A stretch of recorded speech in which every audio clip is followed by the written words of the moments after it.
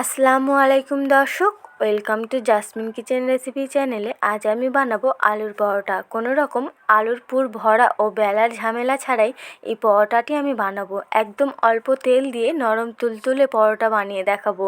ভিডিওটি শুরু থেকে শেষ পর্যন্ত দেখার অনুরোধ রইল। ভিডিওটি ভালো লাগলে চ্যানেলটিকে সাবস্ক্রাইব করে দেবেন, যাতে আরও নতুন নতুন রেসিপি নিয়ে আপনাদের মাঝে আসতে পারি।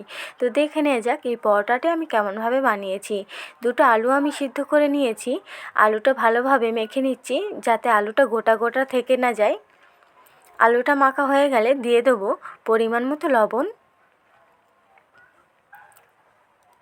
হাফ পেঁয়াজ কুচি আর ধনেপাতা কুচি দিচ্ছি। একদম ছোট ছোট করে কেটে নিয়েছি ধনেপাতাটা। এবার দিয়ে দিলাম জিরে গুঁড়ো, শুকনো লঙ্কা গুঁড়ো দিয়ে ভালোভাবে মাখিয়ে নেব। এবার দিয়ে দিচ্ছি 1 কাপ ময়দা। আপনারা চাইলে এখানে আটাও ব্যবহার করতে পারেন। তারপর অল্প অল্প পানি দিয়ে ব্যাটারটা আমি গুলে নেব। একেবারে অনেক পানি দিয়ে দিলে ব্যাটারটা কিন্তু পাতলা হয়ে যেতে পারে, আর পাতলা হয়ে গেলে পরোটাটা ঠিকভাবে ফুলবে না। অল্প অল্প করে পানি দিয়ে ব্যাটারটা আমি গুলে নিচ্ছি।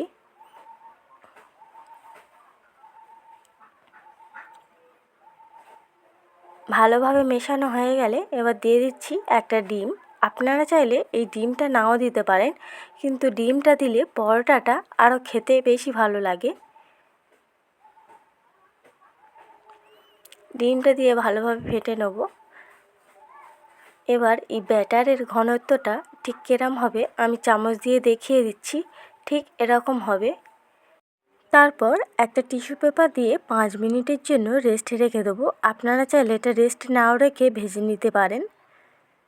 এবার গ্যাসের ওপরে ফ্রাই প্যান বসিয়ে দিয়েছি। ফ্রাই প্যানের ওপরে একটু টিস্যু পেপার দিয়ে তেল ব্রাশ করে দিচ্ছি। খুব বেশি তেল দেবো না, অল্প একটু তেল দিয়ে পরোটা ভাজবো। এবার ব্যাটারটা দিয়ে দিচ্ছি চামচ দিয়ে। তারপর ওই একই চামচ দিয়ে গোল করে রুটির শেপ দিয়ে নিচ্ছি। এই সময় খেয়াল রাখতে হবে রুটিটা যেন খুব পাতলা বা খুব মোটা না হয়ে যায়। একেবারে খুব মোটা করলেও চলবে না, আবার খুব পাতলা করলেও চলবে না, তাহলে পরোটা ভালোভাবে হবে না। অপর সাইডটা শুকিয়ে এলে ঠিক এই পর্যায়ে উল্টে দেবো।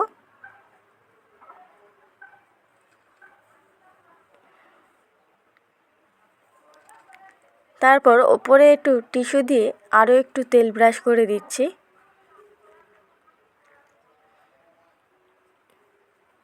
তারপর আরও এক সাইড উল্টে দিচ্ছি। দেখুন পরোটা কিন্তু ফুলতে শুরু করেছে।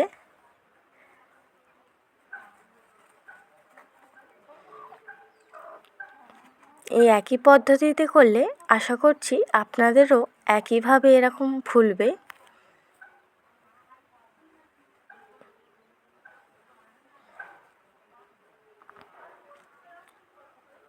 দেখুন কত সুন্দর ফুলেছে।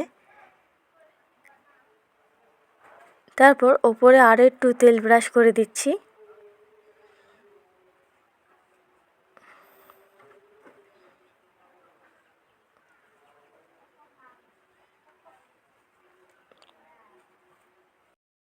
আবারও এক সাইড উল্টে দিয়ে ওপরে একটু তেল ব্রাশ করে দেবো। টিস্যুতে যে তেলটা ছিল সেই তেলটা নিয়ে কিন্তু আমি ব্রাশ করছি, এক্সট্রা করে আর তেল নিচ্ছি না। এই আলুর পরোটা বানাতে কিন্তু বেশি সময় লাগে না। হাতে মাত্র 10 মিনিট নিয়েই এই আলুর পরোটা কিন্তু তৈরি করে নেওয়া যায়। এই একইভাবে আমি সবগুলো তৈরি করে নিচ্ছি। দেখুন কত সুন্দর হয়েছে। খুব অল্প সময়ের মধ্যে তৈরি হয়ে গেল আলুর পরোটা, কোনো ঝামেলা ছাড়াই। আশা করছি রেসিপিটি আপনাদের ভালো লেগেছে। ভিডিওটি ভালো লাগলে চ্যানেলটিকে সাবস্ক্রাইব করে দেবেন, আর অবশ্যই একটি লাইক করবেন। ভিডিওটি দেখার জন্য ধন্যবাদ। আল্লাহ হাফিজ।